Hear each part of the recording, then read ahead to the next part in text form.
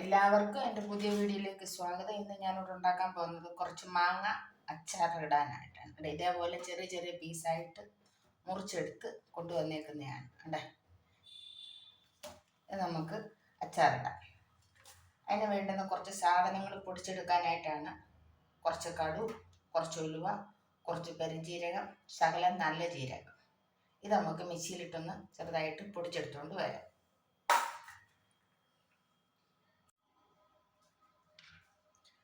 ഈ മാങ്ങയിലോട്ട് നമ്മൾ പൊടിച്ചു വെച്ച് ഉലുവ, കടുക്, പെരുംജീരകം, ഇച്ചിരി നല്ല ജീരകം അത് ഈ മാങ്ങയിലോട്ട് ഇട്ട് കൊടുക്കാം.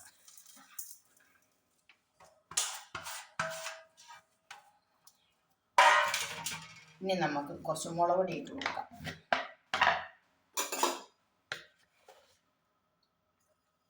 ആവശ്യമുള്ള മുളക് പൊടി ഇട്ട് കൊടുക്കാം.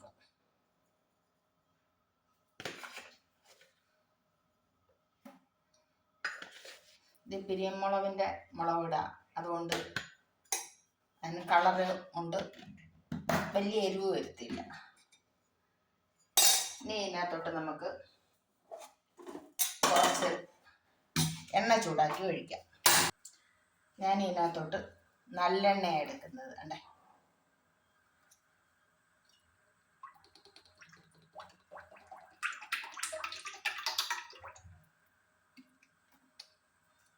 നല്ലെണ്ണ ചൂടാവാൻ വെച്ച് ചൂടാവട്ടെ. എണ്ണ ചെറുതായിട്ട് ചൂടായി വരുന്നതേ ഉള്ളൂ, നല്ലോണം ചൂടാവണം.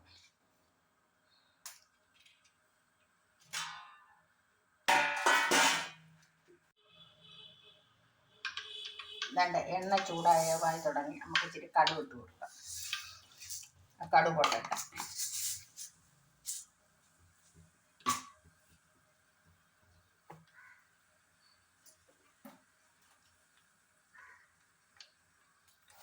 അതിനകത്തോട്ട് കടുക് പൊട്ടുമ്പം കുറച്ച് വറ്റലും വേണം, അതിനകത്തോട്ട് ഇട്ട് കൊടുക്കാം.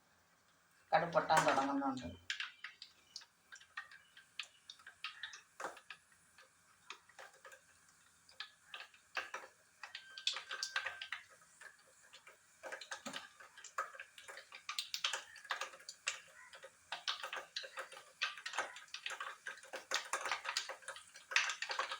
വറ്റലും മുളക് ഇട്ട് കൊടുക്കാം.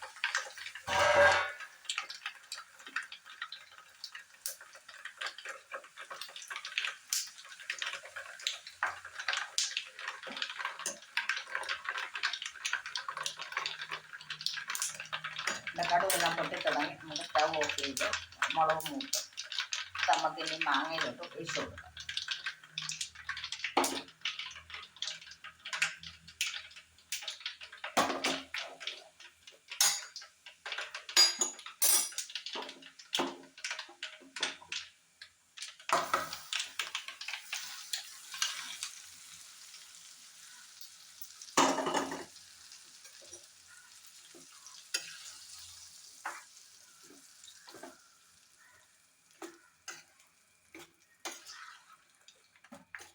നല്ലോണം മിക്സായി.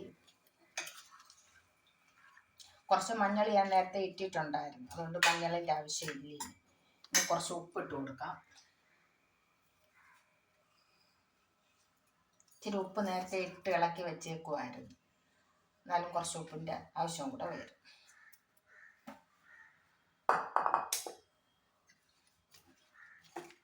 ഇനി നമുക്ക് കുറച്ച് കായം ഇട്ട് കൊടുക്കാം. കായം അവനവൻ്റെ ഇഷ്ടമനുസരിച്ച് ഇട്ട് കൊടുക്കുക.